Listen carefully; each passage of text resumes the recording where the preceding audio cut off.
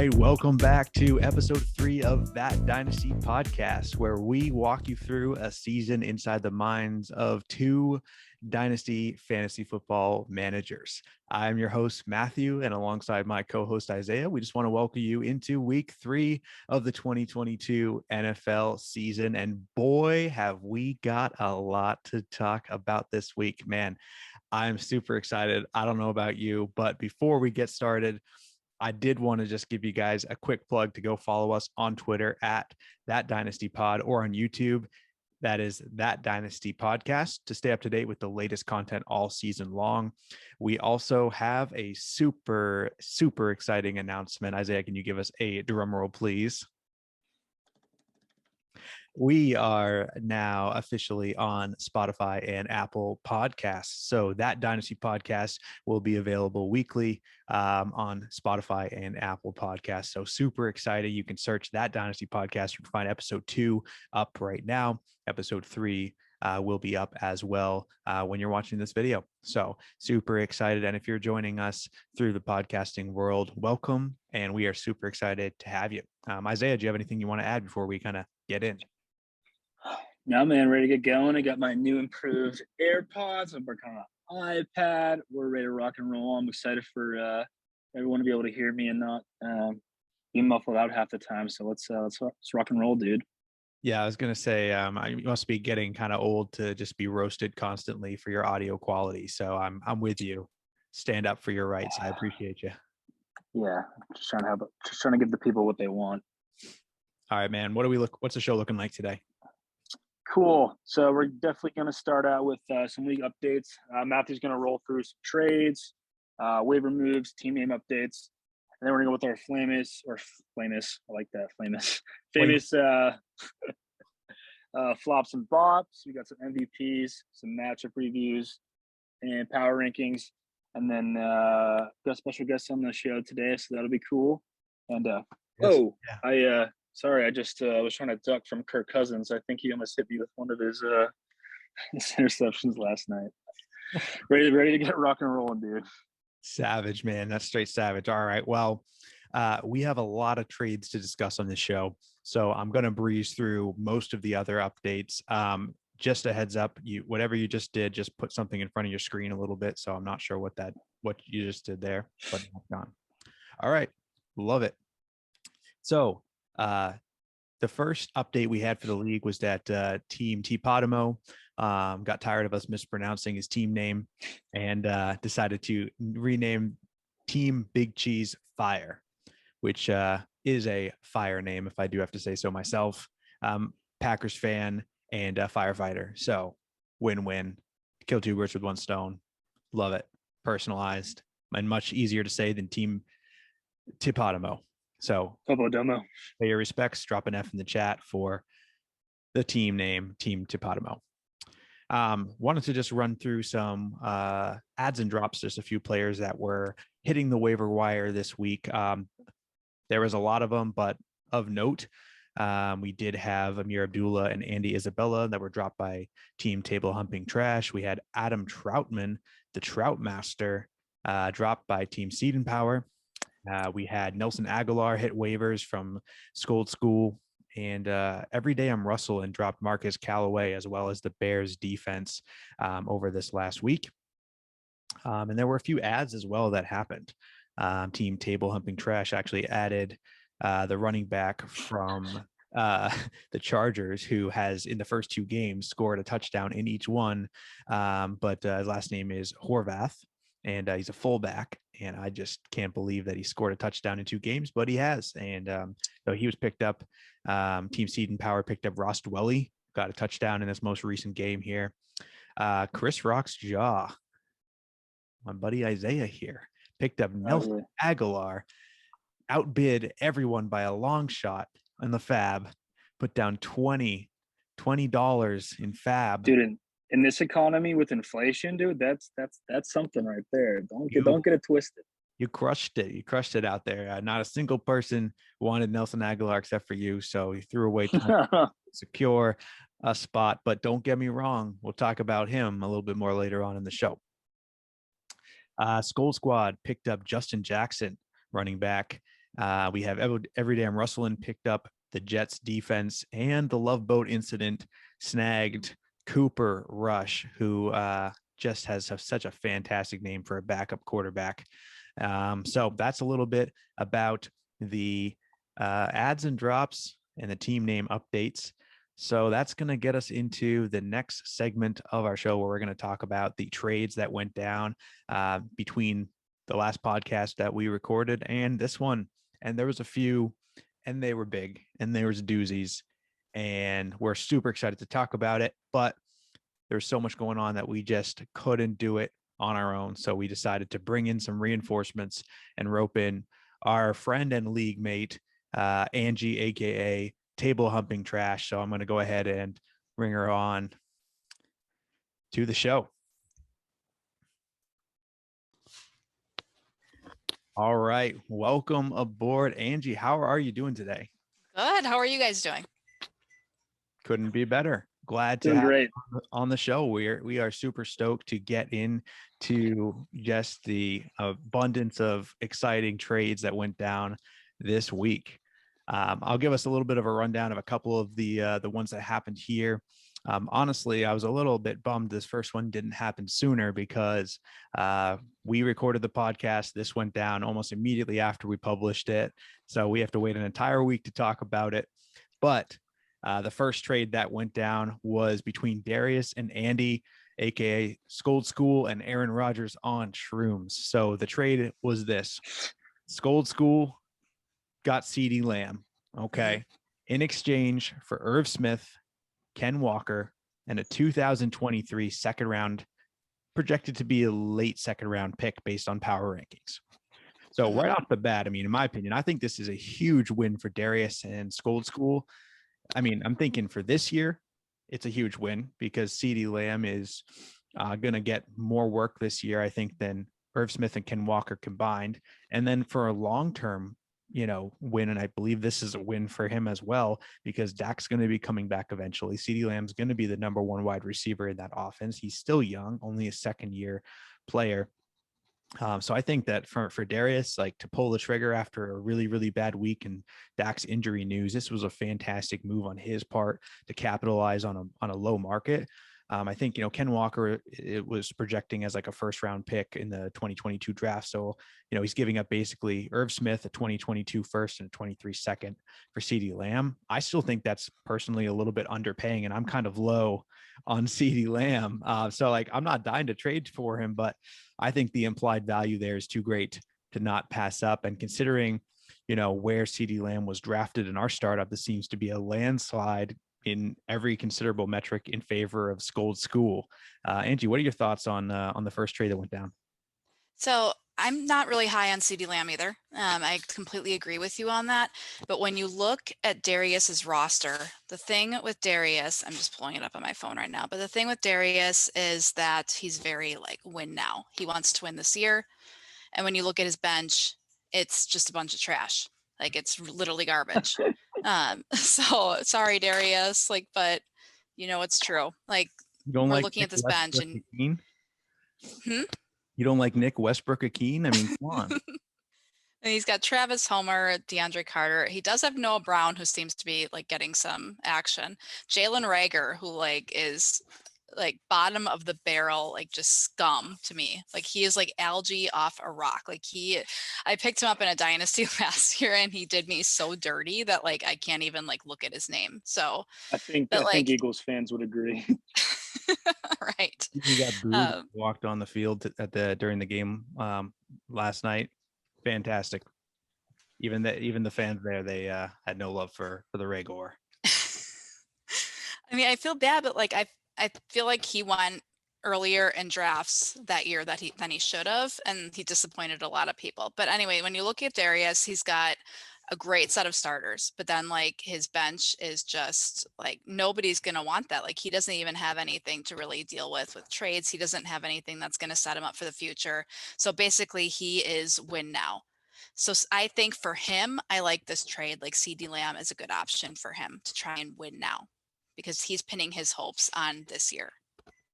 Yeah, absolutely. I don't think it's worth waiting around for Ken Walker in a 2023 second to pan out and Irv Smith as his tight end 3. I mean, he's got Mark Andrews and Travis Kelce, ahead of them on the roster. There's no point in rostering, Irv Smith at that point as a potential breakout when you can turn him into some value that you can capitalize right away.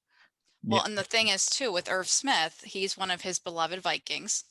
And I tried to get Darius to trade Irv Smith to me like more towards the start of the season, but before the season actually started, and he wouldn't do it. Like it was around when we were doing the trade that I'm going to pull into another one later with Mooney and 2 firsts. I tried to get Irv Smith in that deal and he wouldn't give him to me. He said he liked him too much. Oh, But now he's just willing to toss him aside for CeeDee Lamb. I think the 0 for 4 with those first 4 targets of the year really set him off. I bet he did look good in this last game. I will say that. But yeah, I like those thoughts as well. Isaiah, what are you thinking about Darius's trade there? Yeah, I mean, I agree with you guys. I'm not the biggest Lamb fan, but value-wise, it really was a major win for Darius. And I was just kind of bummed that it happened to his roster because the starting line's pretty stacked. It would have liked to have happened to another team that I wasn't so worried about. But no, I'm not. Yeah, like I said, I'm not the biggest Lamb guy. But yeah, the value there was just too much to pass on. And speaking of Lamb, I actually tried offering Garrett Wilson and a second. Sorry, Tom Hanks, I'm not giving up Wilson just yet. But yeah, Garrett Wilson in a second for CeeDee Lamb. I was looking at my crystal ball and I saw like what Garrett Wilson was going to do this weekend. So I was like, maybe I'll try to get rid of him, try to get CeeDee Lamb. But unfortunately, I was turned down. Darius's offer was accepted. But which leads me into our next trade here, which was between me and Andy, again, who just traded Lamb. And I traded him Garrett Wilson for Cam Akers. After week 1, I was trying to look at players who had rather down weeks and see if there's any like buy low candidates. And I think Cam Akers was a perfect example of that. Dude was awful week 1, did 0, did nothing. Obviously all the memes going around about him not being able to break a tackle since he was like high school. And then, Sean McVay being like, dude, you have to earn your spot on the roster. But regardless, the dude's got, a lot of talent. He's in a pretty good offensive system there. Obviously he's got to fight with his touches from Henderson. He's 23, still really young. My best 2 running backs on my team right now are both 27. And I don't really like having running backs really past that age with Eckler and Cook. We'll see how they do this year, next year, but I digress. And I think you can never have too much running back depth. And with him, Clyde Edwards-Helaire, I just really thought it added to my depth. And I already have like a really good young stud receiver in Dotson that I plan on kind of using in that role anyways. But yeah, honestly, I didn't think I killed the trade. I don't think he got way too much value. I thought it was a win-win for both of us. And yeah, what do you guys think? Well, do you trust Cam's heel? Do you trust that injury? Like, I feel like Achilles is just so hard to come back from. Yeah, no, I think he'll ease his way into it. I think he'll be fine. He's still so young and doesn't really have a lot of wear and tear on it. So I was worried about it until I saw James Robinson out there right now coming off of an Achilles injury as well and just crushing it. So I think that, just getting the utilization back for Akers, I think there's a couple of things that were a little bit worrisome for us right off the bat. I think of the playoffs when I think he didn't even average like 2 yards a carry, but they gave it to him all game long and they just showed the trust that they had in him.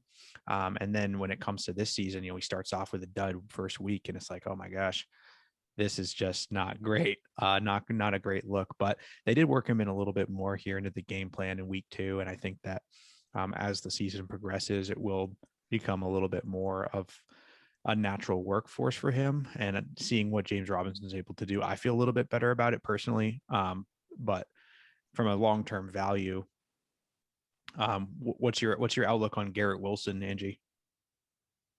I mean, he's obviously killing it right now. So obviously it's a really good investment for anybody to have. He's really young and he's already out there doing stuff like a lot. So that's obviously like a really good asset to get. So I would personally want him. Like if somebody were going to offer him to me, I would try to make it so that I would take him. And Cam Akers, I'm like, I don't know about that. Like, sorry, that's my microwave. I I don't know if I would go for Cam Akers in a trade. No, like I have him in 3 leagues and I'm like trying to get rid of him. I just don't see it happening. I get your point about James Robinson. That's a good example. But like I don't know. It just seems like, didn't somebody else just recently re-rupture their Achilles? I don't know. I would have to look it up, but I just saw an article about it. Somebody else like just re-ruptured it that had only done it like a year or two before. I just think it's one of the worst injuries these guys can get. I mean, other than horrific things like paralysis and all that, but like I don't trust it. But I could be wrong. I mean, they definitely did increase his workload in week 2, so we'll see. Yeah, I think from a dynasty outlook, if the projections for Akers pan out, this is a pretty even trade. And when it comes down to, running back depth in a league like this, I don't know if I personally would have traded Akers for a first round pick, because I think Garrett Wilson from a rookie draft perspective was going in most people's first round of their rookie drafts, maybe in the top 5-6 picks. Typically. And so I don't know if I would trade a top 6 rookie pick for Akers. Now, Wilson has a little bit of a down first week. I think the trade makes sense. I think it's pretty even. I probably wouldn't have done it myself, but like I'm also the guy rolling out, Kareem Hunt as my wide receiver, as my running back 2 right now. So like maybe I shouldn't be talking, like I probably need him. But I also think like last year I was in a dynasty league where I was in full rebuild mode. And I was like, you know what? I need to get a nice young running back stud. I literally had, I think Mike Davis was my starting running back. I was like, I got to get somebody else in there. That's really Good bad. God. I took this league. I took this over. It was an orphan team. So I was like, all right, I'm going to take this over. I'm going to turn it around. And I was like, all right, I got a little bit of capital. So I traded 2 first-round picks for Cam Akers right before he injured himself in training camp. And I literally wanted to just end myself at that point. So now I'm sitting here with, I can't use him all season. I ended up still starting Mike Davis, and I now have no first round pick this last year or the year prior. So That's so sad. I would want to end myself too. Yeah, that was not a great look on my part. So after that move, probably wouldn't pull the trigger on Akers, but like, I think I was looking at Isaiah's roster here. He would be your running back 5. So that's absolutely, minimal effort. And then you're projecting that Garrett Wilson, will be on a bad offense with the Jets. I'm sorry to break it to any Jets fans out there, but you're not great. So when it comes down to, are you going to pick, the wide receiver 1 on a bad offense, or are you going to pick, a running back on a good offense that might be a split backfield, but, on a good offense, like that's honestly, it's not a bad trade. And as a 5th running back, when you desperately need running back depth, I mean, after Cam Akers, your next best running back is Myles Gaskin and Chuba Hubbard. Yeah. Absolutely awful. Yeah. If you want to roll out the gas can, then I don't think you're a fan of that. So I like the move. Yeah, I guess. Yeah, if you're just rocking Chuba Hubbard and stuff, then you got to go with Akers for that. Yeah, I think at the end of the day, a lot of these deals come down to like how your roster is constructed. A lot of my receivers are really young, anyways, and I plan on building around them. And I don't need Wilson. Like I have Higgins, I got Metcalf. Hopefully, we'll get a better quarterback next year. I got Ridley. We can hopefully stay at the casinos, and then I got Jahan Dotson, who's been a touchdown monster so far. And I got D-Hop. I'm not sure how much longer D-Hop will last, but I'm not worried about Wilson. So, but I'm about done touching up on that trade. No, I think it was a solid move for both people. Honestly, the best move that Andy's pulled so far. So, I think it's the first one where he hasn't gotten absolutely ripped off. So, kudos to Andy for pulling a successful trade. Nice job, Andy. Very nice. All right. So wanted to, give a little bit of time now to Angie, AKA Table Humping Trash, to break. Before we go into the trade, can we get like at least a 30-second backstory and the team name, or I'm leaving the podcast if I don't? Well, it's because of Deshaun Watson and how it Oh. came out that he humped the massage tables, like literally like just thrusting against them. And that's what the ladies were saying during like the whole lawsuit process or civil suit or whatever it was. But they were saying that he would like hump the tables. So since I have him, I decided to name my team after him. So they're the table humpers. Yeah, it's not a whole lot difference between him and my baby golden retriever right now. Just humping where you can hump. So it is what it is. Exactly. We're also playing the same amount of NFL games right now, so there's a lot more in It's common. true. But Just, honestly, I want him to come back. Like his happy ending is my happy ending. Like I need him. Like you know. Alright. Like, so I'm looking Very forward well to his done. return. Nice. Well, appreciate that. I know that you were in the middle of some of the most recent trades between your, obviously myself and you. So super excited to have you on the podcast today. I want to hear about some of the recent trades from your perspective. And I know that you had mentioned in the chat that a lot of these trades stemmed from your original draft strategy and having to now kind of pivot off of some of those decisions. Can you talk a little bit about what you meant now looking back at your startup draft? Okay.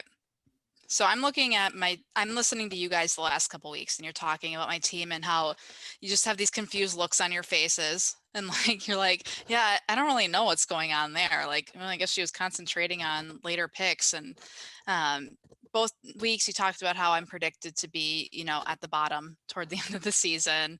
You don't see a direction for my team. Like you guys don't know what's going on.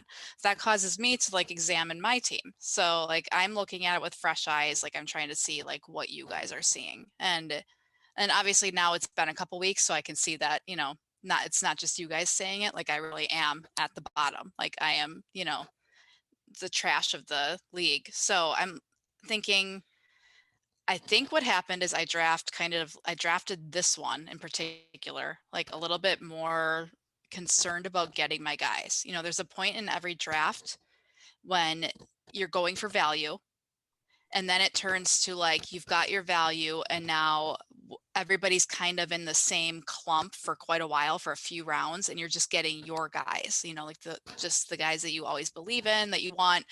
And I think I must have started that too early is what I'm thinking, or I didn't like the value I took because I'm not a huge Swift person and I had him originally. He was my first round pick. I took him, I think, for value and because that was what was there at the time. And I think that kind of started a spiral in which I was worried about getting what I wanted out of the draft. So I started taking my guys too soon. Like Pollard is one of my guys. AJ Dillon is one of my guys, like Lazard. And not just because they're Packers, although that helps. And then I wanted Justin Herbert. And I think that was also an emotionally based decision because with Herbert, I had made a bad trade last year in another dynasty, gave him away, regret it. And so I like wanted him back. Like this was like my way of getting him back. I took Donta Foreman because I always do, because I always feel like, McCaffrey's going to be injured. I feel like Foreman is a really serviceable backup. So I took him. I took some of the rookies I like, but it's kind of clear that there's no real direction for this organization. So I'm thinking about that. And I just started kind of thinking like, what like do we as fantasy managers like have, especially in a dynasty? Like, and we have hope, we have respect, and we have next year. So I'm looking at this and I'm like seeing my hope just like flying away. Like I don't have any hope, like nothing's going to happen this year. Respect, like I would say in our league, like Seed and Power, he's got the respect. Like we, you guys have talked about him. We all did in the league chat. Like we talked about his great draft, how he got all these picks, like fleeced us for everything we were worth. Like, and he's got a good thing going on. The Love Boat incident, Mike Sullivan, he's got a good thing going on. He's got respect. Like you guys were examining his roster and saying like, wow, this team like is going to be good in a few years. This is going to be one to watch out for.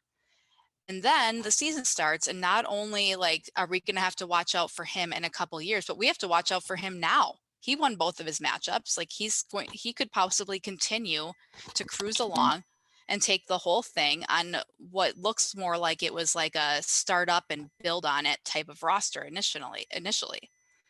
So I don't feel like I have no hope, and now I don't have any respect because nobody knows what's going on with my roster. And I don't have next year either because there's nothing happening. And I don't have any picks. Like I gave away my own pick, my first round.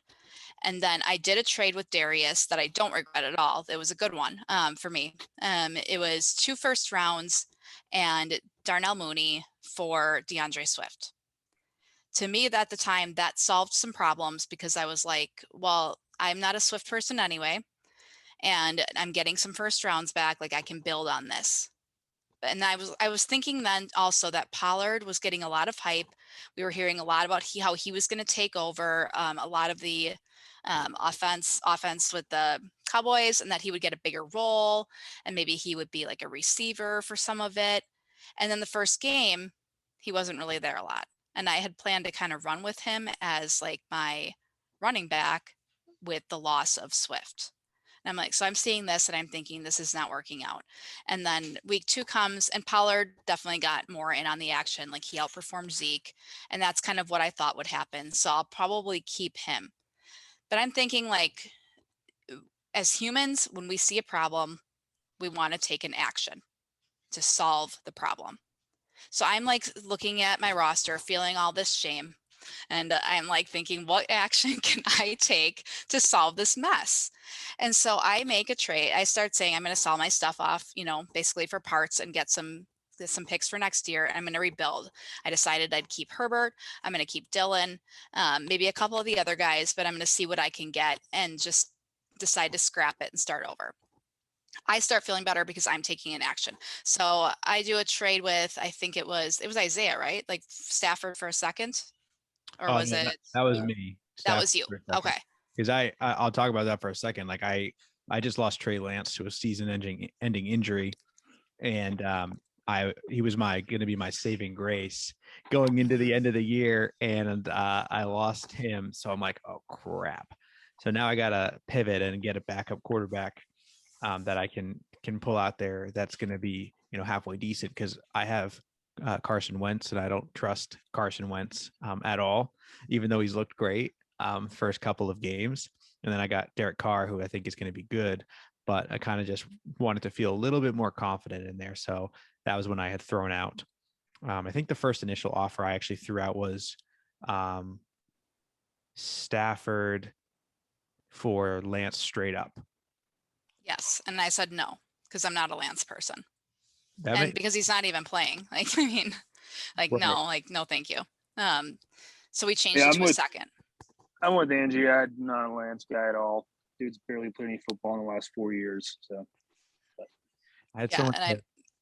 and he's got Debo, but for how much longer, really? And then what does he really even have besides that? Kittle's old and injured. I mean, I'm glad you like Lance, but I would rather have the pick.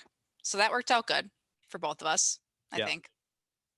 No, that was definitely that was a solid win-win for both people, I think, because I needed the backup and to give up a second. Like, I think that you countered with a 23 second round. I think it was, if I remember correctly, it was going to be Trevor's second round pick. So I think that's going to be, relatively earlier, like first half of the second round pick. And I was just doing some dynasty comparisons just on this one before we move on. Just some like references here. Like you had sent me Dominator's trade value chart. Basically had Lance and the 23 second being very similar in value, but the 23 early second was just valued a little bit more. And so doing that counter for someone that you actually will appreciate, which is the pick as opposed to Lance, who you're not a fan of, makes sense. Stafford's valued at almost half that value right now in Dynasty in a single quarterback league. So for someone who's looking to win now, like myself, it's definitely something that, I'm like, okay, I need this to help myself out right now. And for you, it's really a benefit because at the end of the day, you had Stafford, you have Watson, who's coming back from suspension here near the end of the season. You've got Herbert. Like, you didn't really need as many quarterbacks as you had. So to sell them off for a little bit of value, I think it makes sense in that perspective. And I had picked up Stafford basically with the intent to sell because I already had Herbert. And I have Mayfield, which I mean, I know it's not much, but it's something to put in during a bye week. I've got Watson for when he comes back. So I picked up Stafford during the draft looking to sell him. And I was trying to sell him to a lot of people before the season even started. So this worked out great. But anyway, like, so I'm thinking, like, what can I do to get rid of some of these guys? Well, Trevor's then in my inbox and he wanted Mooney and Henderson, and he offered a 24 first round and then a 24 second. And I told him that it was a fair offer, but that I was going to see if I could get any 2023 capital. And he was like, fine with that.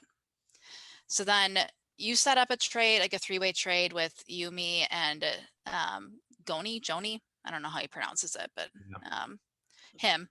And I thought that one was great for everybody. I don't even remember the specifics because it was so many pieces, but I was bummed that he turned that down because I think that would have worked out good for all parties involved. But he didn't do it. So then you and I ended up doing, it was Mooney and Godwin for a 23 first round and a 23 second round. I was happy with that. Obviously, you were happy with that. Who wasn't happy with that? Trevor wasn't happy with that. And this is where we had our conflict within the league chat. Trevor came on and he said that he felt that I won the trade. But then he said that he thinks that tanking should not be allowed in money leagues.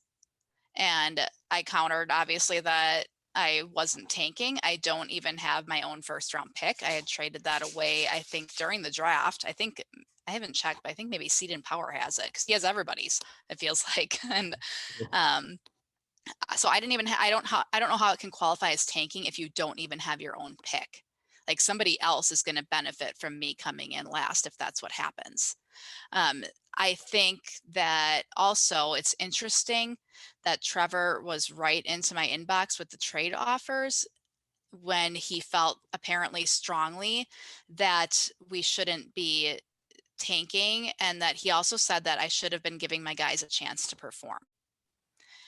And I thought about that, and I actually made some notes on this. So I'm looking at Mooney. Okay, I assume he's one of the players that he thought that I should wait on to see if they would perform before I traded him away. So And verbatim, Trevor said a WR1 this year, which I responded with a big eye emoji. I know it's been 2 weeks, but Yeah, I mean, I think with Mooney, there's like definitely a perception versus reality here. And our perception going into the season, and like we're thinking about like camps and stuff and everything that we had heard. And what we heard was that Mooney and Fields had this chemistry and that they were going to be like this magical duo that helped turn the Bears passing offense around. And I think most people played into that a little bit. Mooney was definitely grabbed, mid rounds in most of my leagues. But the reality is we're 2 weeks into the season and Mooney has had 2 receptions for an average of 4 yards on 5 targets. And his points are dismal. I mean, everybody's points are different, but in our league, he had in week 1.8 points. And last week he had 0.6. He was projected to get about an average of 12 points each of those weeks. So obviously what has been perceived of his abilities with Justin Fields and turning this offense around for the Bears is not actually what is happening. And I know we're only 2 weeks in and it could turn around. And sometimes you got to be patient with these cats. Like I get that. But I feel like I'm at a point where I was making a decision. I can sell Mooney based on hope for the future, or I can see if he gets any better and sell him for more. But if he doesn't get any better, I'm screwed. No one's going to buy him. I'm not getting anything for him. And he's just going to sit on my bench until he gets put on a practice squad. So I'm thinking about that. And I'm thinking I'm going to sell this hope because like, that's kind of like I said, one of the 3 things that we have our hope, respect, and next year. So I'm selling hope by selling Mooney right now. And apparently if I were selling him to Trevor, I would be selling, a wide receiver 1. So I'm thinking also like I got him originally from Darius, and I got him with a deal that included 2 first-round picks. So he was kind of a throw-in. I did want him because I was, buying into that hype, but it wasn't like I gave up a ton to get him, in my opinion, because I also got those picks. So I'm also trying to like kind of salvage my investment.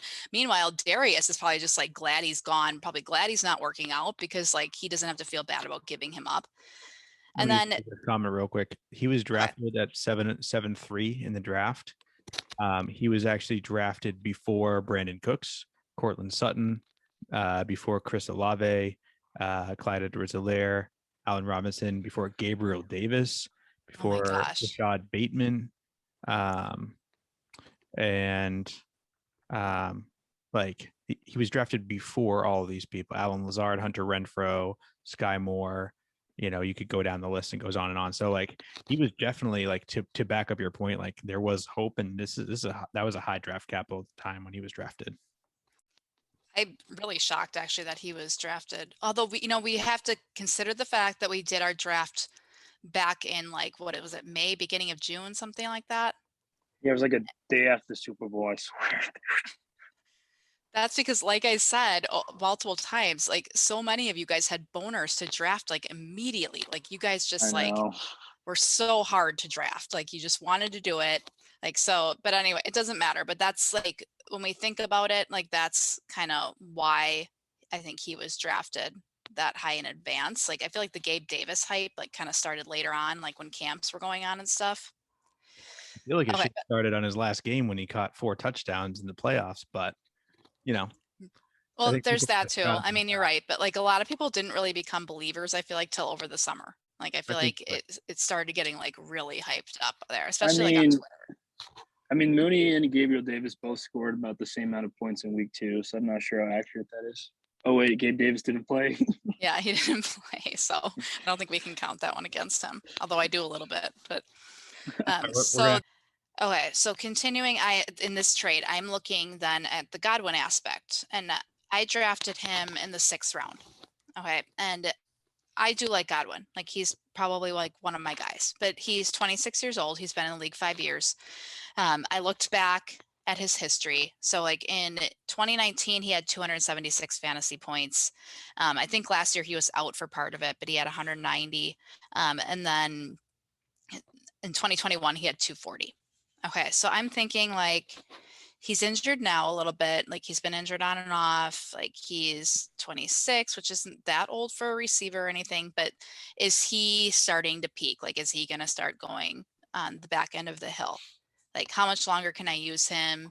Yeah, I like him, but like, I think he's probably somebody I can consider trading. So to me, that was like the reason I was fine with getting rid of him and Mooney. And I feel like I look at this like where I started in this, and I started with a 1st-round pick with Swift. And I'm tying that in because it's how I got Mooney to begin with, to give him away. A 6th-round pick with Godwin. Mooney was kind of a throw-in, but he was drafted in the 7th round by somebody else. And then for that, I got 3 first rounds and 1 second round. So I see that as a win. And when I'm looking again at the things that like we want to have, I feel like I have hope again, because I've got picks, like, and there's 12 of us, and I have 25% of the 1st-round picks. I've got 3 second-round picks at this point too, so I've got 25% of that round as well. So my hope is like more intact again. Hopefully, like, I mean, maybe not Trevor, but like hopefully other people will see this move and like give it some respect that I'm trying to take an action to clean up my roster and like make a move and do something about like my organization. And then I've got my hope for the future, pinned on this great class that we've been promised for 2023. So, oh my gosh, the hype is real on that class. That is for sure. It's kind of interesting. Before we like kind of talk about the last some of my perspective and the values on this trade, but I was curious. I was looking back at the draft for you. Do you have any regrets in regards to like your 4th and 5th round picks? Because I'm looking and seeing who we drafted there, and it looks like you went Deshaun Watson at the 4-7, and then you went with Christian Watson, back-to-back Watson picks at the 5-6. you drafted Christian Watson over Mike Evans, Garrett Wilson, Terry McLaurin, Keenan Allen, Mari Cooper, Jerry Jeudy, Marquise Brown. You ended up drafting Chris Godwin in the 6-7, but then you drafted him over Amon-Ra St. Brown, Jamison Williams, Devontae Smith, Mike Williams, Mooney, Cooks, Cortland Sutton. Do you have any regrets? If you could go back, would you change that Watson pick? I know you're a Green Bay fan, so I know he's like a homeboy there, but I think I would. I think that I probably reached a little bit for Christian Watson. I don't think I needed to take him there. I do think he's going to end up becoming the guy for Aaron Rodgers. I like Lazard a lot, but I don't think that I necessarily needed both Lazard and Watson. I think we had been hearing a lot about what was going to happen next year. Like, would we lose Devontae? Like, would Lazard become the number one? And then I also factored in that what they had been saying during the draft was that Rodgers wanted Christian Watson. And I thought, like, if he actually wants like a rookie, like, and he was like advocating for that pick, like, this is going to be like his new wide receiver one. And it doesn't seem like it's turned out that way yet. Like, I feel like he's going to be like grounded for a while after that missed throw in week 1. yeah. So, but yeah, there's more value that I should have drafted. And again, I think it goes back to like an emotional draft, which I typically try to avoid and just look at value. But I guess in this one, I just didn't. Like, I can see as you're talking about my picks and like what was there at the time that I didn't take, that it probably was like emotional drafting and just trying to like get my guys. And I swear it starts with drafting DeAndre Swift, because I just am I'm not big on him. And I took him because like I felt like I should, but I should have gone with somebody else at that point. Yeah, I think you actually drafted DeAndre Swift over Christian McCaffrey. Well, that I don't regret. I don't like Christian McCaffrey. Like, I mean, obviously he's really good. He's fun to watch on TV. Like, I'll watch him all day, just like sitting in my living room. But on my roster, like, he's just like a walking panic attack. So, like, I'd rather have Swift moving forward in a dynasty than McCaffrey. All right. What about this? Javonte Williams or DeAndre Swift going forward? I'd rather have Swift. Javonte hasn't done much, and like there's all this talk about how they're not like trusting him, or they're trying to squeeze every last bit of like juice they can get out of like Melvin Gordon. So I'm like thinking, is he going to be worth much this year? I mean, but I do think he will be worth it going forward. Yeah, I think they're both great. The way you look at it. Correct answer is Alberto, but Alberto. Well, Alberto laid an egg for me in several leagues this past week, so he's kind of on my shit list. He's yeah. All right. So I guess like I'll talk about my thoughts on the Godwin trade here, because when I looked at it as I really wanted to try to set up that 3-way trade between Goni one and you and myself. And just for anyone who's curious what I offered, because we've talked about it twice now, let me just pull that up here. But I was trying to think, like, I was like, oh man, Godwin, it makes sense for you to sell him because he's the oldest wide receiver, one of the older wide receivers on your team. And with, him still having some value while Tom Brady's there. I mean, potentially if Brady leaves next year, Godwin's going to have a crappy quarterback, and we know that that's going to lose his value incredibly if that ever happens. So, I know we all think that Tom Brady's going to play till he's 85 years old. But, if that doesn't happen, there's a little bit of risk built into Godwin. And so he's got some downside because of his injury right now. And I baked all that and I said, okay, I think he's a good person for Angie to sell off. And I looked at Mooney, obviously he's just been a flop this year. He's still ranked as a top, I think, like if I look at dynasty rankings, he's still ranked as a top 32 dynasty wide receiver on Fantasy Pros, but I would not be surprised if that updates expert consensus ranking pretty soon, because he's just been bad over the last couple of weeks, and not because of his talent, but just that offense is putrid. I think Isaiah is going to go over it in a little bit in a later segment, but when it comes to averaging 14 pass attempts a game right now, like you can't support anybody in that offense. So anyways, what I offered was myself giving up Miles Sanders, 2023 first and my 2023 second. I would be sending the first and my and a 2025 third round, which was from Goni one, sending that to Angie for Chris Godwin. So she'd be giving up Godwin for a first and a third round in 2025.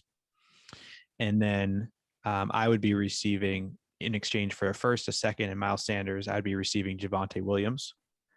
And then Goni 1 would receive, in exchange for Javonte Williams and a third round in 2025, would receive Chris Godwin, Miles Sanders, and a 2023 second round. And he's pretty weak at wide receiver, and he has a lot of running backs. So I was thinking from his roster construction, it might make sense if he's trying to win now to go with the Godwin and Sanders combo versus Javonte. And then he gets a second thrown in for next year as well. So I thought it kind of made sense for everybody. I needed to solidify my my running backs really. And so that's why I had offered that to try and upgrade at the one running back position. And it didn't end up going through.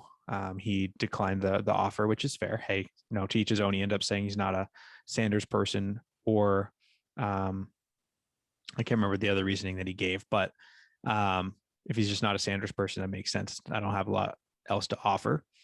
But then when I saw Angie, putting out there that she was willing to give up Godwin again, I'm like, oh my gosh, I really should snag this. And to be fair, like I'll be, transparent. He's my wide receiver 6.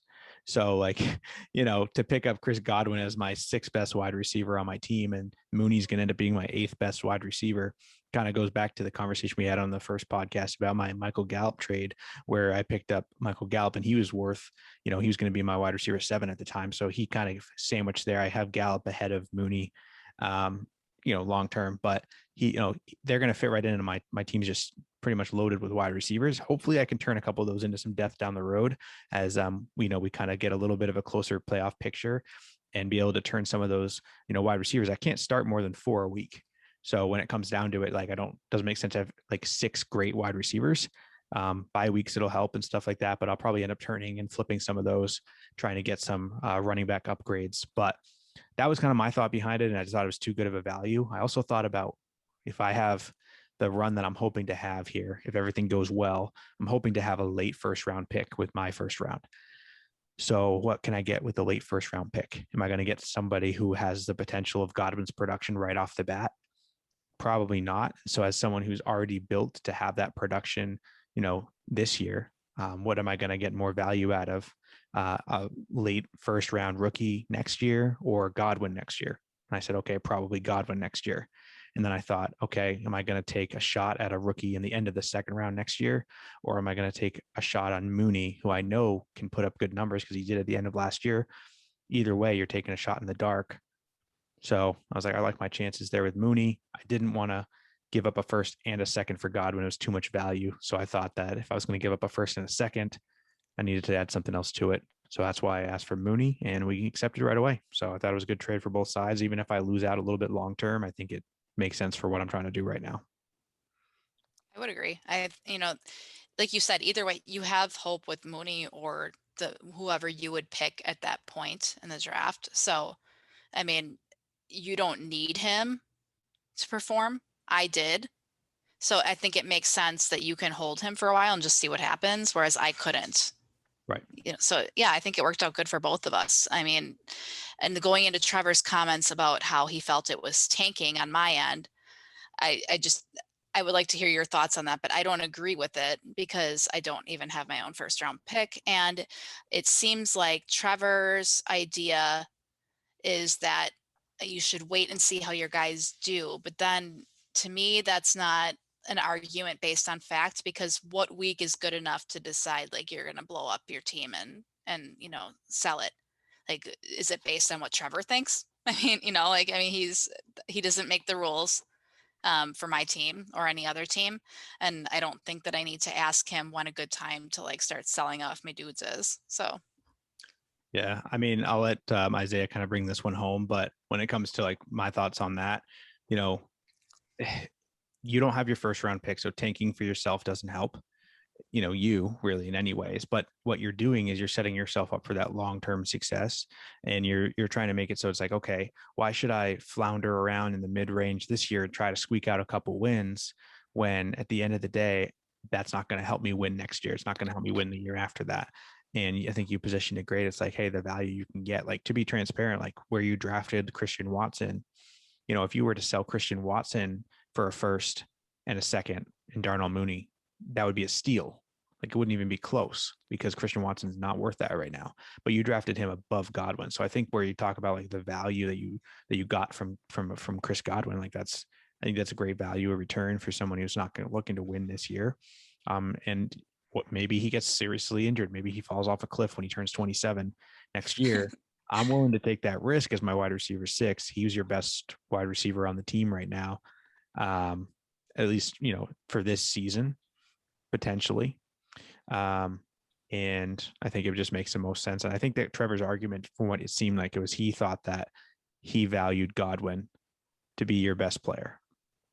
And so he felt that if you traded away your best player, I think maybe outside of Herbert, if you're trading away your best player, you're not even giving yourself a shot. You're throwing in the towel, which, maybe, hey, there's some of that going on in some senses. But like, I also think that your best player being Chris Godwin, who you drafted in the 6th round, versus someone else's best player, like that tells you just where your team is at. And from a strategy perspective, it doesn't make sense to hold on to, quote unquote, your best player if it doesn't make sense for your team long term.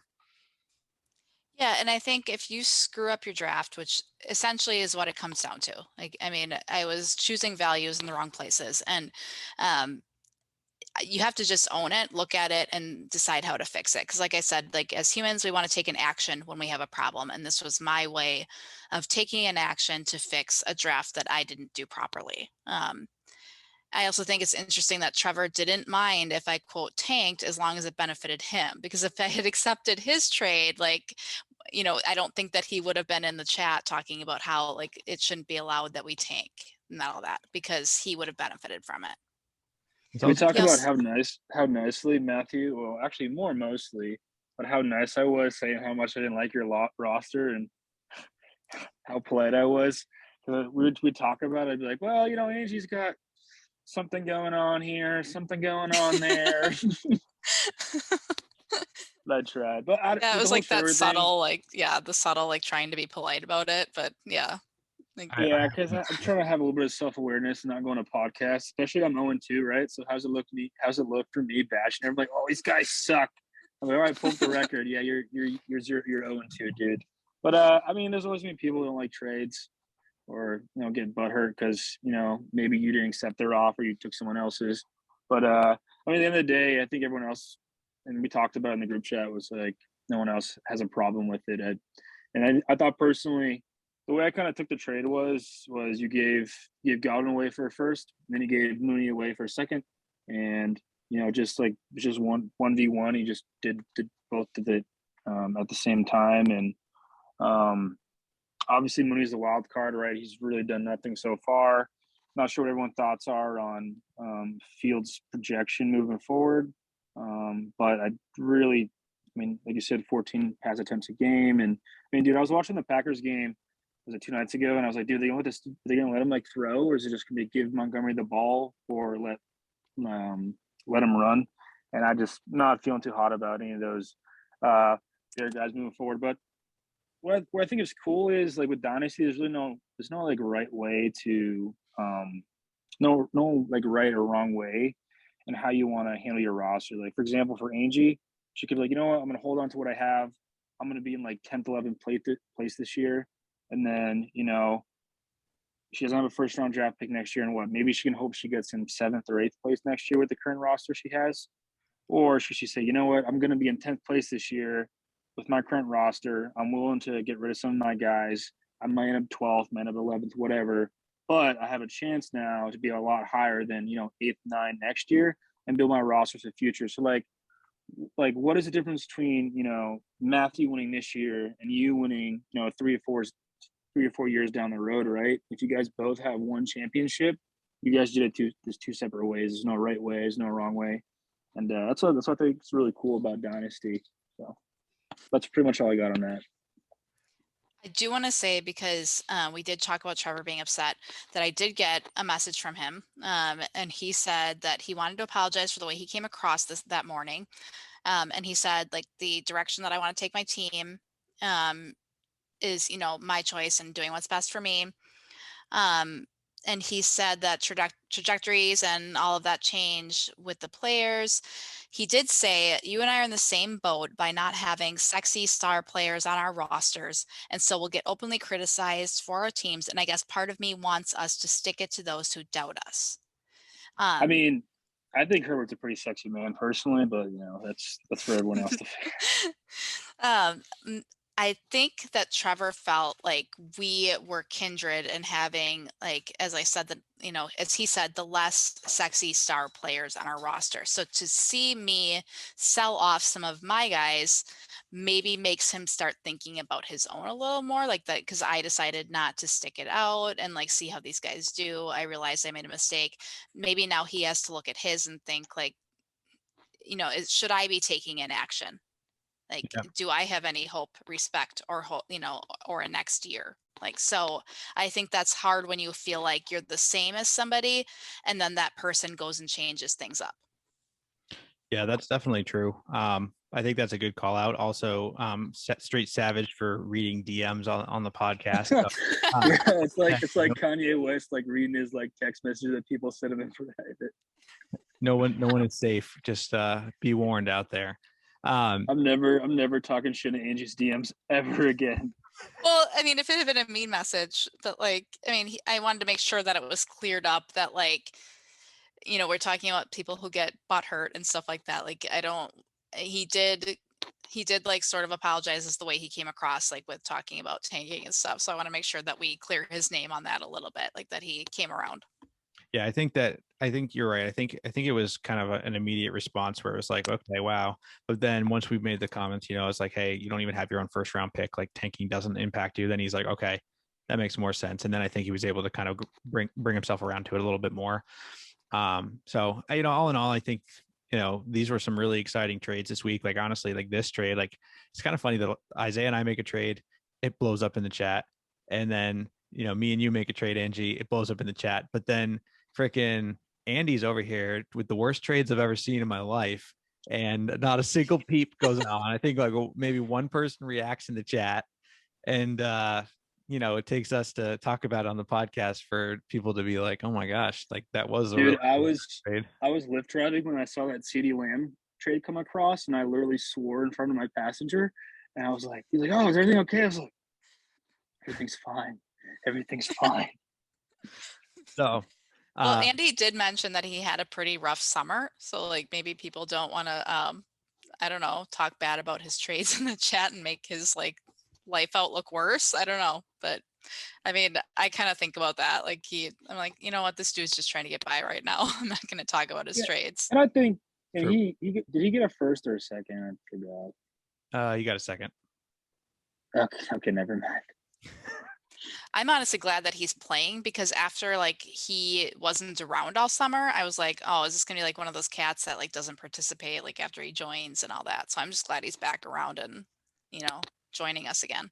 I agree. I'm glad that we have a pretty active group. I mean, there's some people that don't communicate as much in the chat as everyone else, but like at the end of the day, like everyone's been in there at some point and they've been, they'll respond to your trades and, stuff like that for the most part now, especially now the season's going. So I also like the mix that I think we kind of talked about in the first season, but I like the mix we have between some of the more experienced players and some people who are brand new to Dynasty. So it creates a nice mix. And hopefully, as we continue to go through year 2, year 3, that this will be a group that just gets, closer and closer. So it's pretty cool. And we're super excited to have you on the show today, Angie. It's the first official guest of That Dynasty podcast. So you get a thumbs up and a metaphorical sticker. How do you feel about that? Thank you guys so much for having me on. It was really fun to like talk about the trades and all that. Like this is a really good idea to focus the podcast on one particular league. It's fun to listen to, maybe because I'm part of it, but I like listening to it, and I'm glad you guys decided to start it up. Well, yeah, and I think just you talking about it like boosted our Twitter like notifications and followers, because you have like 24,000 people following you for fantasy football, and we have I think currently 3. So percentage wise, no, we appreciate you coming on. Well, that's the weird thing. I posted a selfie yesterday, like a birthday shout out to myself, and for some reason that went like semi-viral. I don't even know what viral really like constitutes on Twitter. I mean, like, but it has like 4,500 likes. Like, I don't know if that's just like old people viral because I'm like old and I think that's a lot, but it seemed like a lot to me. Hey, as long And as you didn't become a meme, you should be all right. right, I hope not. We'll see. But yeah, oh, and the comments, like people say some things that like I can't even repeat on here. Like it's crazy. Yeah. That's But yeah, it's Twitter. a good time. That's Like I Twitter. just gave you guys a shout out on Twitter for this podcast. So I'm thinking like it's a good time to like give a shout out because I have all this attention on my page right now from like one selfie. So Yeah, yeah. we'll send Thank you you very your much. your check in the mail next week. All right. Well, we look forward to it. Maybe we can have you back on the podcast at some point down the road. Yeah, I'd love to. Yeah. Thanks so much for hopping on. Appreciate your feedback. Yeah, thanks guys. Have a good night. Hey, Yeah, you thank too. you. See you, Angie. Bye. Bye. All right. Now it is time for the flops and bops. I will start us off with this week's flops. Number 5 coming in for me is Joe Mixon. I know he did put up over 10 points, only 11.3 to be exact, but the workhorse running back Joe Mixon was set to see tons of work in this blowout victory against the second string quarterback for the Cowboys, Cooper Rush. And except that isn't exactly what happened to the Bengals. Their offensive line couldn't hold up under the pressure, and they failed to get off to any sort of a lead in this one. Pretty much just a sad showing for Mixon and the Bengals this week. So I put him on my flops as a high draft pick, coming up with only 11 points in what should have been a blowout victory. That's got to be a flop for me. Yeah, speaking of other running backs who decided not to show up too much this week. Sorry, all you Skull fans, but Dalvin Cook's my number 5. I mean, the dude only had 6 rushing attempts. He never even got a chance to get going because the Vikings were behind the entire game. It's 17 yards, 4 receptions for 19 yards. I mean, regardless at the end of the day, you got to find a way to get like one of the best running backs in football, more than 36 yards total. It's been a pretty disappointing year for him thus far, and unfortunately, he's on my team. So I'm hoping that changes for week 3, but yeah, he's my number 5 for the week. I agree with you there. My number 4 is Javonte Williams, 9.5 fantasy points. Javonte touched the ball 15 times, which we do like to see, picked up 75 yards on the ground, but failed to find the end zone. And given his week 1 showing, the hype seems to be finally catching up with reality here for Javonte Williams. Yeah, that was a pretty peachy performance, that entire offense last week. I mean, dude, you hear the fans were like literally counting them down at the end of the game because they were so big. But hey, yeah, it's not good. Look, I'll get a little bit more into the Broncos offense here in just a little bit. For my number 4, I got Rashad Penny, another running back here in the list. I mean, he had 6 carries, 15 yards, total of 1.5 fantasy points. Is that good? For those counting at home, that is 1.5 more than Matthew and I. I thought he looked pretty good week 1. He was averaging about like 5 yards per carry, and then proceeded to do absolutely nothing in week 2. Now, I will say the entire Seahawks offense did look awful, but still, yeah, man, I had a lot higher hopes for Penny this year. Then I'm interested to see what his workload looks like with Homer and Walker being integrated in the offense, but see what he does moving forward. So I'm with you there. When it comes to Penny, I think that week 1 might be a better indicator of what's to come, but then Walker coming back in, going to take some work away from him. Not really excited for the outlook here and a low scoring offense anyways. So my number 3 flop of the week is the greatest of all time, but not the greatest in week 2, Tom Brady. Dude only had 18 completions on 34 attempts, 190 yards, and only 1 touchdown, 8 points in a game. And he seemed to also start the argument on field that ended up getting his current wide receiver number 1, Mike Evans, ejected and then suspended for a game when he started talking off to Lattimore, I think it was, from the Saints. So all in all, just a poor showing from Brady, getting his next, setting him up for failure in the next game, and definitely didn't help with the way that his offensive performance was in this one. Yeah, it didn't look too hot on the field. I wonder if there's something going on at home, but we'll leave that for TMZ, boys. Number 3, I got the as we alluded to quite a while earlier, I got the entire the Bears weapons. I mean, I don't know if Darnell Mooney's planning on playing this year or planning on showing up, but I mean, dude, he's had a total of 4 yards the entire 2 weeks of the season so far. They got to get this guy going. I'm not sure, maybe just because he had A-Rob last year, he was kind of taking like the number 1 corner, and that kind of gave Mooney some more space to work with last year. But dude, you gotta be able to give me a little bit more than that. You know what's even sad is he actually hasn't been the number 1 disappointment on that offense. It's been Cole Kmet. Coming this year, we were told, look for a breakout tight end candidate with Cole Kmet. Got great repertoire with Fields in the red zone. And he has a total of 4 less yards than Mooney for a total of 0 yards. And the only opportunity he's really getting right now from fantasy owners is right on the bench. So that's what I got for the number 3. And it doesn't even go without saying here, but we drafted a lot of those guys with a lot of high hopes, like Mooney. I think we just talked about it. He went in round 6 of the startup here, which is absolutely crazy that he's performing the way he has been. Cole Kmet. I saw this tweet, which I was from Jeremiah JJ Zacharista, and he put out there on Twitter. He said, when we put out at the beginning of the year that Cole Kmet was a cheap way to get Kyle Pitts production, we weren't kidding. And thought that was absolutely just a fantastic quote, because they both have sucked this year, but no spoilers.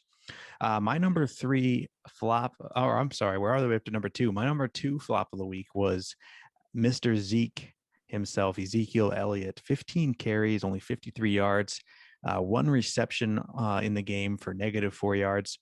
Fun fact, week 1, he also had 1 reception for -3 yards. So that is now a total of -7 receiving yards on the year, which means that you and I both have more receiving yards than Ezekiel Elliott does this year. So just saying, if you ever need us, cowboy up. Yeah, and I imagine our salary is a whole lot cheaper than Zeke. So, I'll play for the minimum. I'm gonna give my boy Jerry a call and see what he says. So for my number 2, I got King Henry, man. 13 carries for 25 yards, and you're one of the most physically dominant running backs of all time. The Buffalo defense looks really good so far, but man, has it been a slow start for him. Fortunately, he did manage to get a touchdown, but when you're only running for 25 yards and you're not a receiving back whatsoever, it's not a whole lot of production. But yeah, that's my number 2. I'm with you there. My number 1 comes in with Russell Wilson and company. I'm talking Alberto. I'm talking Jerry Jeudy. I'm talking the whole shebang. Russell Wilson has looked so bad through these first 2 weeks. He's 14 completions this week on 31 attempts. That's less than a 50% completion percentage. Based on that, he only ended up with 219 yards, 1 touchdown. Add to that 1 interception, and it is not what you want to see here in week 2. He only had 1 touchdown in week 1 as well. Looking at Alberto, I know this hits home for you, but he managed to score a whopping 0 points this week. Sitting on on your starting lineup, actually. You know what? All right, let's relax there. He scored the same amount of points as Michael Gallup. All right, so let's not get ahead of ourselves. That's true. It's true. So far, trade seems to be working out for the both of us. Jerry Jeudy ended up leaving the game with injury after only drawing 3 targets for 1 reception and 11 yards. Sutton ended up being the only receiver who ended up having a decent fantasy week, but I'll just summarize it by saying, if this is what Russ is cooking, then I'll gladly eat somewhere else. Very nice. That's very, very well done. So my number 1, and shout out to whoever owns this guy in fantasy in our league this year. Must be going through it. I wonder if they're having some second thoughts, taking him so high. Dude, Kyle Pitts, I don't know what it is with 2022 Kyle Pitts and his fascination with the number 19. But he's decided to post the same stat line in week 1 and week 2. And just to make fantasy, you're saying? He's consistent. I'll give him that. And then just to make fantasy managers feel a little bit better, their coach came out and said this week it's not fantasy football. We're just trying to win in a response to Kyle Pitt's lack of production. So I imagine Matthew's feeling great about that. But I mean, I will say, dude, I just at the want end to of the day, I want to know how they plan on winning if they're not giving the ball to their best player. It's like, it's like we're not playing fantasy football here. We're just trying to win. But by winning, you're not going to give the ball to your best player on offense. So clearly they're doing a great job over there. I mean, yeah, but I think it'll change, dude. I mean, you took a tight end 4th overall in the first round. I mean, tight ends never go. I'm not talking about you. I'm talking about the Falcons, dude. They have to use him. They have to use him moving forward. He's way too good to be getting 2 receptions a game. They were talking about this guy is maybe possibly ending up as one of the greatest tight ends of all time with how physically dominant and stuff. So I was hoping you maybe sell low on him this week, but you're deciding to keep him. So. Listen, I also invested first round pick into Kyle Pitts, and there's no way I'm going to let that go in a tight end premium league. So I have high hopes. Dude. I'm very worried, but I think that this could be a result of Marcus Mariota, and I am holding on hopes that if I can get through this season, at least I got Gerald Everett on the bench. That's all I can say. Let's get into our week 2 BOPS. Some people that absolutely crushed it out there. My number 5 was Amon-Ra St. Brown. Fun fact, this dude's a beast. Second fun fact, he's tied the NFL record right now for most consecutive 8 reception games. So I think that's pretty fantastic stat line. This most recent game, he had 12 targets, 9 receptions, put up 116 yards, 116, and 2 touchdowns. He also rushed twice for 88 yards.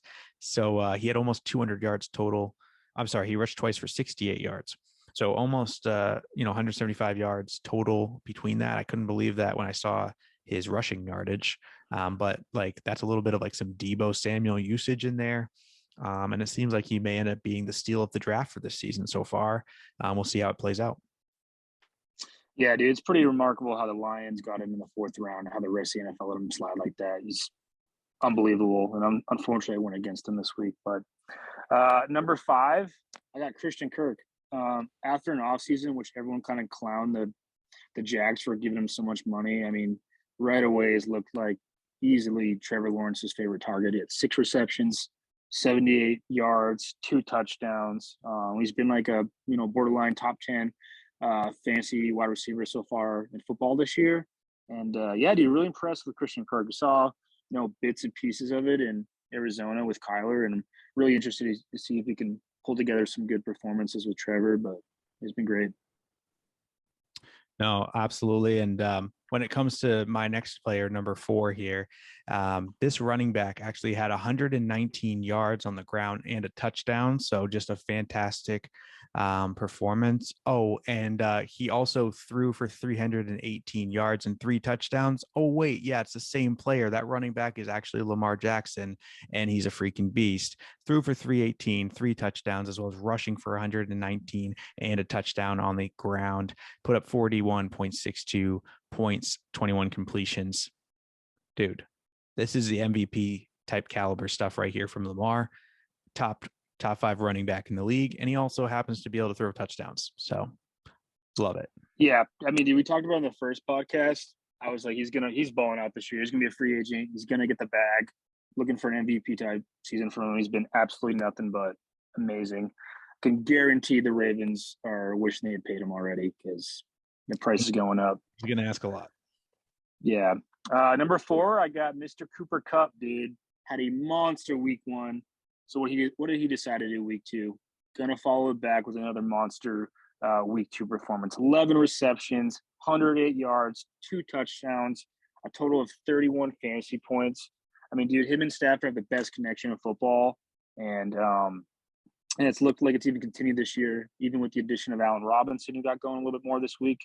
The man is a PPR monster, and just continues to just excel. I mean, he's averaging 12 receptions a game so far. I mean, it's just automatic 12 points, and then add yards, add touchdowns. Dude's a baller. No, Kupp is fantastic, and like everyone, even this week, with the addition of Allen Robinson being worked into the lineup, he still was getting his targets and still looked great. And they both were successful. I think Robinson had 15 points this week, and it's only going to go up from there.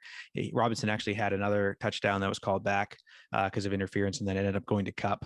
So like Robinson could have very easily been the guy with 2 touchdowns in this game, which would have put them both at 20 plus points for the game. So really great.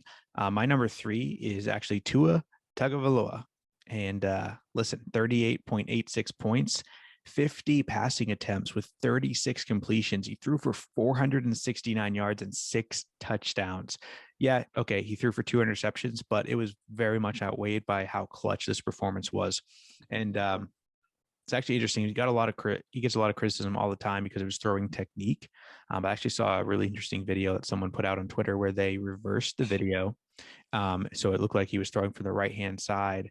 And I'll tell you what, his mechanics look fine, and they look really interesting from the right-hand side. I don't know what it is about him being left-handed, but like it just throws you off, I think, when you're watching it. But when you look at him and if he looks like he's throwing from the right-hand side, it actually looks great. So I don't know. I'm stoked for it. It changed my view a little bit. This is a fantastic game, and we're going to be talking a little bit more about that game. Yeah. My number 3, speaking of quarterbacks, was Josh Allen. The dude came into the year with huge expectations. Everybody was talking about Allen MVP, Bills making the Super Bowl. It's really easy for teams to hear all that noise and kind of choke under pressure. But, dude, he's been absolutely brilliant so far. He's went for 317 yards this week, 4 touchdowns, and that was literally a little over 3 quarters to play. If he had gone a full game against that Tennessee touchdown, we probably would have – defense. We're talking probably five touchdowns, 400-plus yards, ridiculous. It was interesting. Last week he talked about after the game against the Rams about maybe, running a little bit less and protecting his body. And he definitely was running less, but dude, he's still got a rocket of an arm, and yeah, he's best QB in the league so far, and I don't see that changing anytime soon. No, dude is a beast. And my number 2 is actually the recipient of that, which is, Stefan Diggs, 44.80 points. That's the highest point scorer on the week. He actually had 12 receptions on 14 targets, put up 148 yards and 3 touchdowns. What a connection for Diggs. I expect that a lot of that was because of Gabriel Davis being out for the game. And so a lot of those touchdown, connection that Davis has with Allen was passed along to Diggs, and he just, scooped it all up. I don't expect this to continue every week, but this was just a fantastic performance that goes to show you, just how great they are. And, the game wasn't even close. So. Yeah. Last week I talked about a Browns running back. And this week again, I'm going to talk about a Browns running back. This time, Nick Chubb. After week 1, in which Kareem Hunt decided to steal all of Chubb's touchdowns, Chubb definitely made up for it this week. Dude rushed for 87 yards, 17 carries, caught 3 receptions for 26 yards, ran for 3 touchdowns. That's where the bulk of it is. Scored a total of 32.3 fantasy points this week. And I'm pretty sure Matthew can confirm that he was very, very, very worried about winning his matchup this week with that. And I'm really curious, dude, what the talk would be about Chubb as a running back and where he is in the league if they didn't have Kareem Hunt and he was involved in that passing game more, because he's probably the most underrated back in the league. The dude's a stud. People always talk about how he's like the best quote unquote pure runner in the league, but that's usually what people use as a term to describe someone who's a good running back, but terrible for fantasy. This week it worked out, but it just sucks that he has to get, 3 touchdowns to score 30 points. Whereas, DeAndre Swift could put up those numbers with 1 touchdown just based on his reception work, Oh, yeah. It's definitely hard for him to hit this number, but when it does, man, it just reminds you how good he is and how dominant he is on the ground. But speaking of just insane and monster numbers, I really wanted to shout out my number 1 BOP of the week, and not just because I'm biased, because he's on my team and helped me snag a victory this week, but Tyreke Hill is my number 1 BOP of the week. Put up 42 points on 13 targets. He had 11 receptions, 190 yards, 2 touchdowns, and just looked so good with that connection between him and Tua. I mean, my gosh, it was great. And I had him on my team, so I was able to reap all the benefits. I just literally couldn't. Every time he'd get another pass, he leaves in the third quarter. I'm like, great. He's going to be out for the game. He's injured. He's being examined in the tent. Waddle gets another touchdown. I'm like, oh my gosh, this is it. And then Tyreek's back in the field. Boom, 86-yard touchdown or whatever it was, and it was like, oh my gosh, he's back. So it was a great week. I was so excited to get those notifications. Yeah. Speaking of that game, I on the other side with the Ravens, I got Mark Andrews, wild Sunday afternoon game between the Dolphins and Ravens. We talked about a couple of their players already. Andrews really stood out for me for the Ravens. He had some monster grabs during the game, and the game with 9 receptions, 140 yards, and a touchdown. He had a relatively quiet week one. But having a tight end like Andrews in a tight end premium league like this, that's monster, and hell of a game. Absolutely. Well, I know I wanted to talk about our MVPs here because I would be, beside myself, and I wouldn't be able to hold my head quite as high today if it weren't for my MVP of the week. So I'll just get it started. Talk about Aaron Jones. Oh my word. Comeback time, baby. Let's go. All right, here's the deal, guys. I was down 31 points going into Sunday night. And I was joking around in the chat, just saying like, oh yeah, just need an easy 30 from Jones to take home the victory. And then sure enough, oh my gosh, the game started. He kept scoring. He kept getting touches. He kept getting attempts, passing work. Oh my goodness. I was so happy. And I could see the look on every day I'm Russell's face through the gifts he was sending in the chat. He was just watching his lead slip away. And I slowly took victory by a little over a point and ended up winning the matchup with Aaron Jones as the final victor. And that's why he's my MVP. I know he wasn't the highest point scorer on my team, but I would not have won it if he had not put up 32 points in the Sunday night game. So that's why Aaron Jones is my MVP, allowing me to be 2-0 in the season. Let's go. So you got to answer this question. When I sent that tweet in the chat of Aaron Jones getting pulled from a Bears game, it was like 3 or 4 years ago. Did you at all believe it or no? I was like, I'm watching this game. What are you talking about? I literally went on Twitter. I was like, Aaron Jones injury Bears, and it came up. I was like, oh, brilliant. I posted in the chat, and I was hoping I would just get a slight heart attack out of Matthew, because I think at that point you were still down like a point and a half or two. Yeah. And but fortunately for you, that was from like 2017. So yeah, it was definitely he's been around for a bit. My MVP of the week, speaking of Dolphins receivers, is Jalen Waddle. Obviously the case can be made for either one of them this week, but I just think for me, once that Hill trade went down, I think a lot of us were curious about how Tua would be able to be the quarterback for like 2 great wide receivers, and especially what Jalen Waddle's role would be moving forward. I mean, dude, through 2 weeks, Waddle has easily answered that questions. Absolutely monster week 2 performance, 11 receptions, 171 yards, 2 touchdowns for 40.1 points, and he's fantastic all day. But just a perfect cherry on top.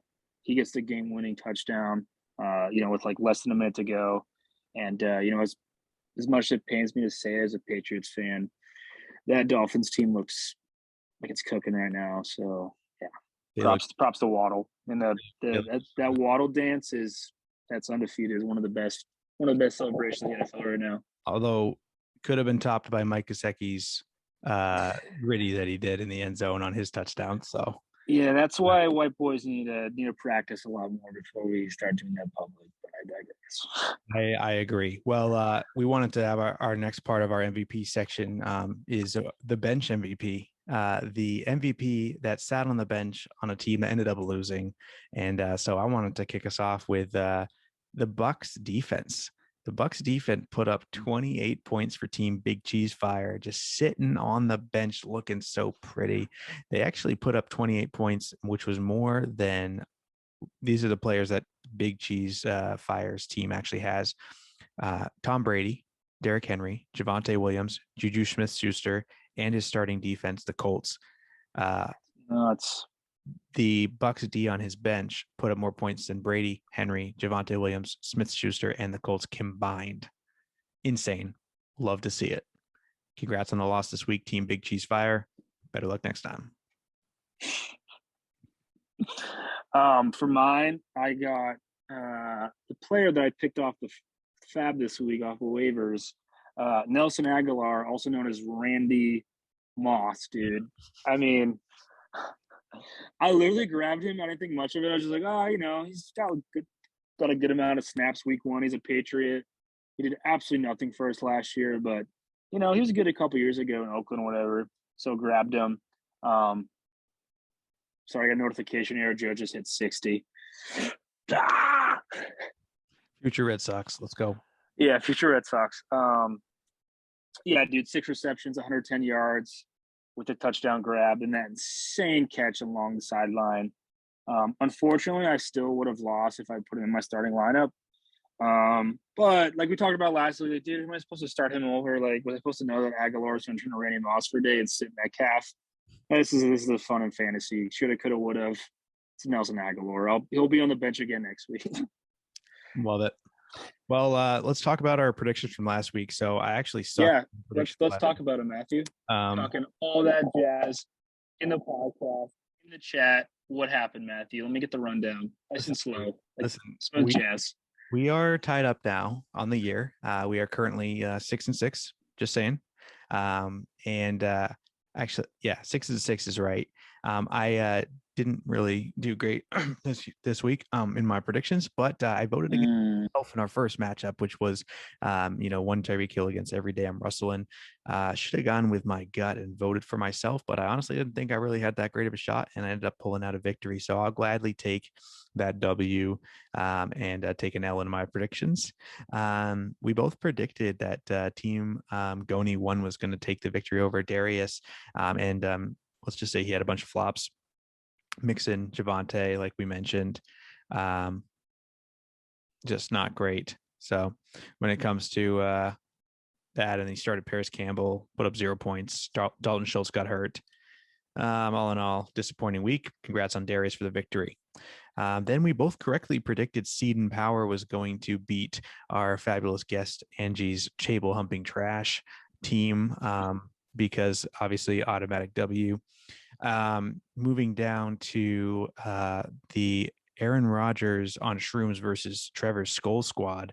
Our boy Trevor came through with a victory by 8 points, came down to the wire, and he made it happen. So congrats. Who picked Trevor when everyone was kind of like, oh, you're picking Trevor? Oh. Listen, you've been a truther since day one. You've been a Trevor truther. I'm actually going to get you a shirt that says that. You are part of the Skull Squad. So hey, tanking for Trevor, baby. Tanking for Trevor. That's what I do. That's right. All right. So I was wrong on that prediction, but it's all good. It's all good. The next matchup I actually was wrong about because I had your back, even though you don't always have mine. And you definitely let me down.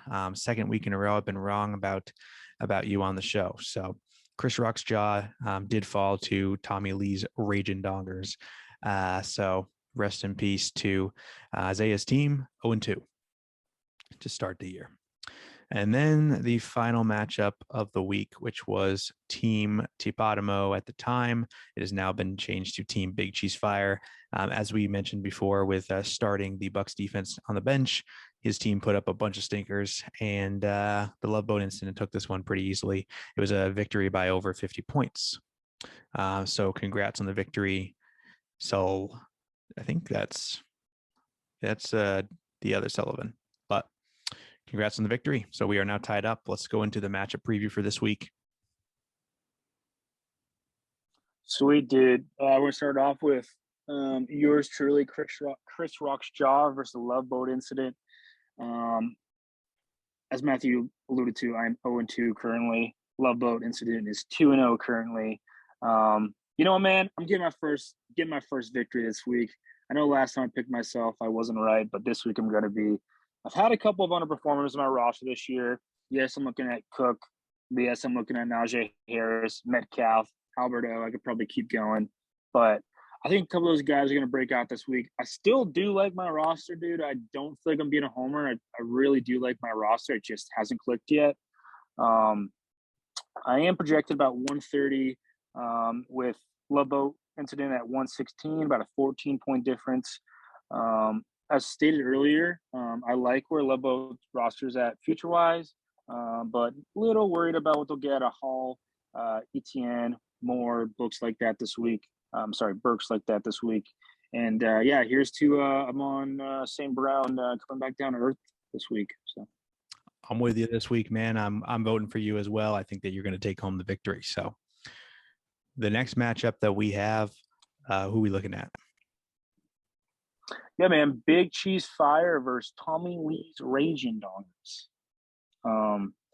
I have Team Big Cheese Fire, RIP Team Topodimo, currently projected to win 116-40 to 105-90.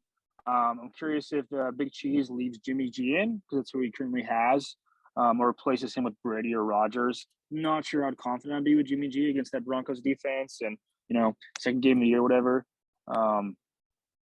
I do think that Keenan Allen, not Mike Evans, as my notes earlier said, comes back this week and hopefully gives him a little bit of an edge. I do think maybe it's because I'm salty because I lost to Tommy Lee last week, but I think his roster does have some bust potential there with guys like Samuel, like Christian Kirk, I think too, right? Yep. But I think Big Cheese wins it with bounce back games from King Henry and the best receiver in football, Justin Jefferson. Yeah, I think it's going to be one of the closest matchups that we have actually this week, just because of the few weapons that they do have. I think that at the end of the day, I do believe the Team Big Cheese Fire is going to take the W, especially if Keenan Allen comes back. I also think there's a chance that Kamara sits out this next week. Obviously, he was a game time decision last week, so he might be good to go. If he ends up sitting again, though, which is always a chance, I think that Tommy Lee's Raging Dongers will fall to Team Big Cheese Fire. So I do have to agree with you there. Sweet. Third matchup. Let's see if I can pronounce this correctly. Scold School versus Skull Squad. I'm not saying that again if anyone asks. Okay, we're done. Also, I'm not going to spend too much time on this matchup. I have Darius' team winning pretty handedly. He's currently projected 139, while Skull Squad's got about 109. I mean, dude, the Josh Allen Diggs stack is absolutely filthy. He's got the two best tight ends in football. Oh, yeah, and he has DeAndre Swift. Savage. I'm done. But you know what? You can't say I'm a Trevor hater. I rooted for him last week. I put my life on the line, and he won. So I'm gonna leave it at that. I got Darius in this one. Absolutely. I'm with you there. Darius all the way. All right. Next, we got Aaron Rodgers on shrooms, Mr. Psychedelic Man himself versus Team Johnny 1. I'm saying it Joni 1. We're going with Joni 1, Matthew. This is my second favorite matchup of the week with Rodgers projected for 121, 93, and Joni 1 projected for 123, 45 or 48. I do think that Aaron Rodgers on shrooms when I'm starting Julio over Shepard if he's able to make it back this week. Giving a little bit of a slight bump in the projections. And after Andy calling me out in the chat for hitting on his team this week and looking at Team Joni 1's team this week, I'm actually going to go with my boy Andy. And I think Mr. Psychedelic Aaron Rodgers pulls it off. And I do think it ends up being a real close match with two best running quarterbacks in football, and with Kyler Murray. Was it Jalen Hurts, right? Yeah. My prediction for this, McCaffrey balls out Sunday against New Orleans and leads Andy to his first victory. Well, that's funny. I was going to say Team Joni 1's got a couple of my guys, Jalen Hurts, Joe Mixon. I think Monty's going to ball out this week, and I like Mike Williams a lot. He's got Allen Robinson, and I think that I see, Javonte Williams on the bench. He's just absolutely stacked. And then when it comes to, seeing Mike Davis on the bench as well, got a lot of depth there if Mike Davis plays. So I honestly have Team Joni 1 taking this one by a good margin. So sweet. Next matchup, we got Cable Humping Trash versus Everyday I'm Wrestling. I got King Cobb winning this one, bringing himself to 2-1. I think we've made it pretty clear on how we feel about Angie's roster at this point, as polite as we can, and after her guest appearance today and how much of a tanker she is. Yeah, I don't have a lot to add. Give me every day I'm wrestling. Yep, I think that I'm with you there. Not really any question about it at this point, honestly. A lot would have to go. A lot would have to go wrong for every day I'm wrestling to lose this one. Yeah, you're talking Chubb, Barkley, Cubs, and Ertz Fournette all having pretty crappy games, and don't see that. And then lastly, we have one Tyreke Hill, our host himself, against Team Satan Power. Quite a powerhouse matchup here. With I think it comes down to the wire and our best matchup of the week. You know, you guys both have great. You guys have deep lineups that can make multiple changes to the roster. I mean, dude, I was looking at your bench, and you have Sanders, Godwin, Evans, and Pitts all currently on the bench this week. And I could see you having a fun time this week trying to figure out who you want to start, matchup space, and whatnot. And then looking at Satan, he's got Jeff Wilson and Edmonds he got on the bench for his running backs. Ultimately, I'm going to be a good friend. I'm going to pick Matthew, and I think he's going to make the right matchup adjustments and squeak by with the victory. And then for me, it kind of comes down to the receivers, man. You currently have Michael Thomas starting for now. Michael Thomas, Devontae, Tyreke, and currently Cooper against Debo, AJ Brown, Waddle, and DJ Moore. I mean that's 8 receivers. I don't know where they rank in the top whatever of football, but they're up there on that list, and it'd be really cool to watch you guys fight it out this week. Yeah, I appreciate the support. It means a lot. I'm actually going to support myself. I think I have a chance of winning this one. It's going to be projected right now to be very close. I don't really go by the projections a lot of times, but I think if there's anywhere that I have a little bit of a weakness, is that my running back 2 is Kareem Hunt right now, whereas he has 2 people in Jonathan Taylor and Gibson who have been pretty consistent this year. And an opportunity that I do see is that if Kittle sits out again this week, because currently he has missed the first 2 weeks of the year, if Kittle sits out again, his backup tight end is Ross Dwelley and Tommy Tremble, who suck. So that would be kind of his opportunity right now. I have a couple of good tight ends. He actually did try to trade with me this past week before the week started. And he tried to get I think it was either Tunyon or Thomas from me. And at the end of the day, I have no reason to trade those people away in a tight end premium league unless it benefits me. I tried to get an upgrade. I tried to bundle the tight end upgrade for, I think it was like Lance to Lamar or something like that. And it was just not good after how much he went off. But at the time, I was like, Lance wasn't hurt, and Lamar got a little greedy with it. So I said, listen, I have no reason to let him go. How desperate are you? He had no tight end to start, so he was trying to give up some capital for it. I wasn't really interested, but that being said, appreciate the support. I think I do have a chance this week, and those are the opportunities that I see right away. So we'll see what happens. It should be a great week. It's going to be exciting to see. Now we have the week 1 where everyone's projections are either way wrong or way right. And then week 2 is the correction week. And now week 3 is like, we can start to pick up trends. Hey, this is 2 weeks now. This has happened out of 3, or this is 3 weeks in a row. And it's going to be really interesting to watch. Power rankings, I'll throw them up right now on the screen. But at the end of the day, power rankings are actually pretty much the exact same as they were last week. The only 2 people that have actually changed is Isiah, your team. Chris Rock's jaw has actually dropped 1 spot and was overtaken by Tommy Lee's Raging Dongers in the power rankings. So you guys flip-flopped 8 and 9 in the power rankings. Everyone else actually stayed exactly the same. So we will see what happens as the season progresses. I also really like that the Sleeper app, shout out to them, not a sponsor. They have this new category tab in their app called Advice, where they actually have it linked right to Fantasy Pros. I especially like it because when I click on it in this league, it does have the Fantasy Pros power ranking, giving me a score of 100, which is number 1 in the league when it comes to power rankings. So I appreciate that, and I love the feature because I like seeing my name at the top. So yeah, that's it. That's all we got for the podcast this week. Do they have a feature that in which my name is at the top or no? I don't know if there's enough money you could pay them right now to get you there. I bet there's one where I'm at the bottom. Listen, I'm not going to say that, but you're right in the middle right now, according to them. So, Not looking hot. all right, man. You got anything else to close us out?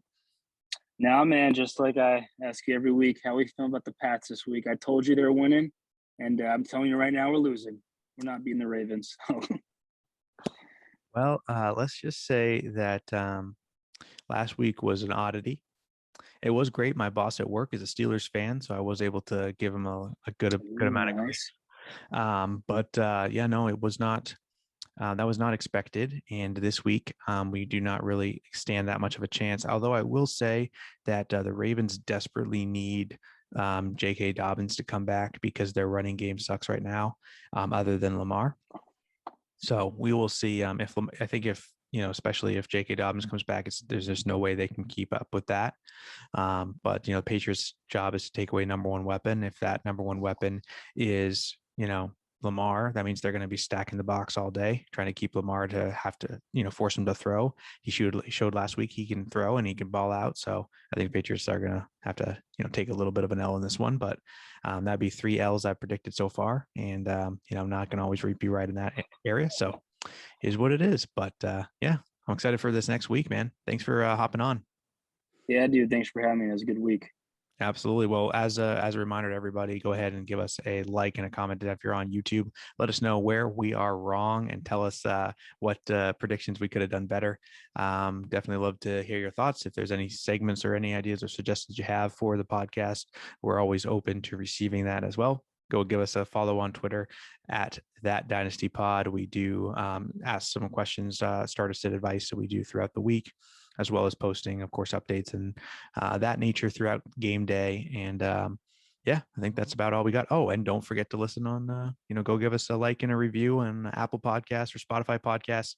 The more reviews and comments that you guys leave for us, the better it is to get our name out there and allow more people to join us. So appreciate your time.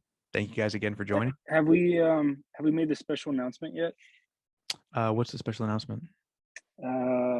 The Dynasty podcast is coming to OnlyFans next as our next social media. So if you want to follow us there, we'll be we'll cut the show there. See you guys.